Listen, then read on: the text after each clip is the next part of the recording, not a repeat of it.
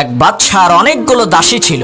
সেই বাদশাহ তার দাসীদের মধ্য থেকে একজনকে খুবই ভালোবাসতেন, যার কারণে অন্য সমস্ত দাসীরা বাদশাকে বলতে লাগলো, হে মহামান্বিত বাদশাহ, অপরূপ সৌন্দর্যের অধিকারী মায়াবী রূপসী দাসীদেরকে ফেলে রেখে দেখতে তেমন সুন্দর না কুৎসিত একজন দাসীকে আপনি কেন এত বেশি ভালোবাসেন? তখন বাদশাহ বলল, তোমাদের এই প্রশ্নের উত্তর আমি আগামীকালকে দেব। পরের দিন বাদশাহ একটি কক্ষের মধ্যে তার সমস্ত দাসীদেরকে একত্রিত করে স্বর্ণরূপার মণিমুক্তা ছিটিয়ে দিয়ে বললেন, এই কক্ষের মধ্যে যত মূল্যবান জিনিস আছে তার মধ্য থেকে যে যেটা ধরে নিতে পারবে সেটা তার হয়ে যাবে। বাদশার এই কথা শোনা মাত্রই সমস্ত দাসীরা পারাপারি আর ধাক্কা ধাক্কি করে কে কার থেকে বেশি মণিমুক্তা কুড়াবে সেই প্রতিযোগিতায় নেমে গেল।